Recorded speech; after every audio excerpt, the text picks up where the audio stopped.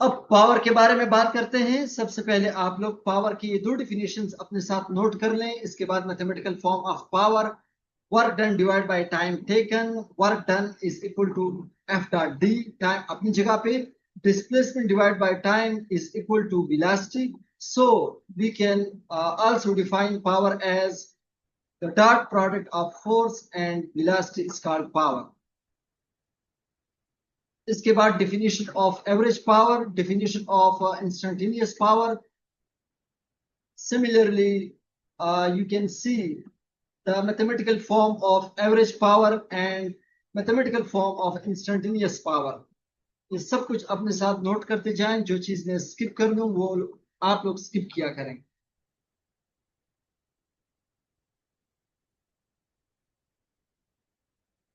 इसके बाद unit of power. Unit of power is called watt. जब ऑब्जेक्ट एक सेकंड में 1 जूल वर्क परफॉर्म करे तो आप कहोगे कि इस ऑब्जेक्ट का जो पावर है वो 1 वाट के बराबर।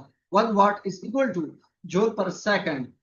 What is a very small unit, इसलिए आमतौर पर हम किलोवाट का इस्तेमाल करते हैं। 1 किलोवाट में 1000 वाट्स होते हैं। What is commonly used in the power of bulbs and electric fans, जबकि the power of generating stations and that of grid stations is expressed in megawatts. 1 megawatt is equal to 10 raised to the power 6 watts.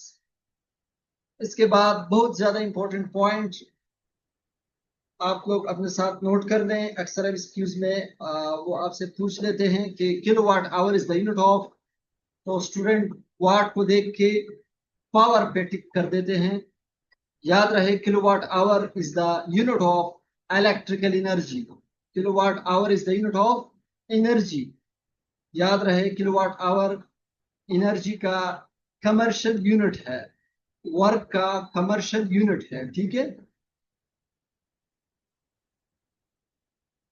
1 kilowatt hour में 3.6 multiply 10 raise to the power 6 joules होते हैं, या 1 kilowatt hour में 3.6 mega joules होते हैं। The power of TV set is 120 watts.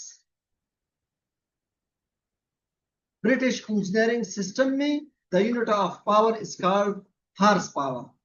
1 horsepower is equal to 746 watts.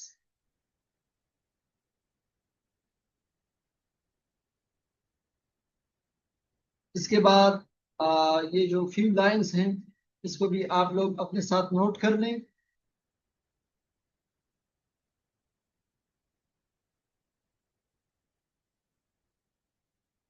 Assignment 4.1 इसकी भी practice कर लें। ठीक है। जो मैथमेटिकल इक्वेशंस हमने डिस्कस किए उसी की बेस पे है।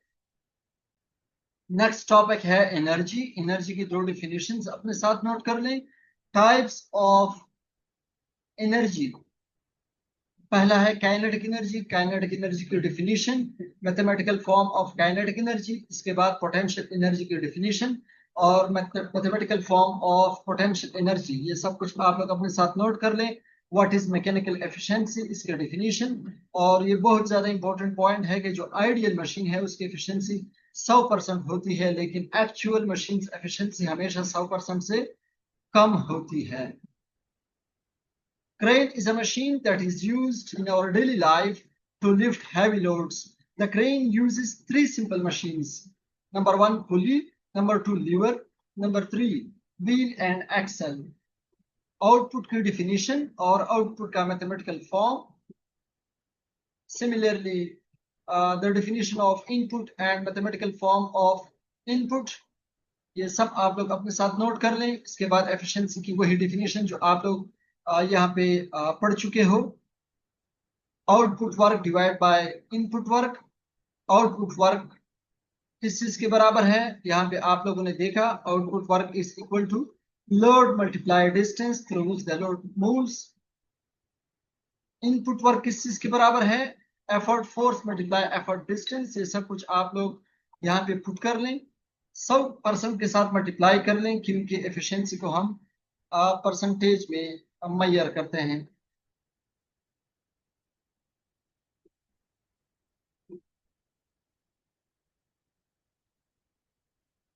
The efficiency of some practical devices और टेबल की फॉर्म में गिवन है। पेट्रोल हीट इंजन एफिशिएंसी है 25 से लेकर 30% के दरमियान। डीजल इंजन की एफिशिएंसी ज्यादा है पेट्रोल हीट इंजन के मुकाबले में। इस तरह दो डिफरेंट टाइप के लेंस गिवन है। एक की एफिशिएंसी 5% है, दूसरे की 20% है। इस तरह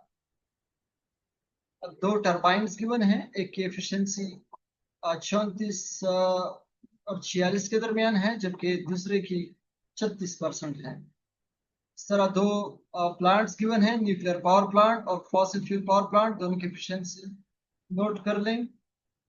इलेक्ट्रिक जनरेटर और इलेक्ट्रिक मोटर की एफिशिएंसी, ड्राई सेल बैटरी और बैटरी की एफिशिएंसी सेम है। ठीक है, इसके बाद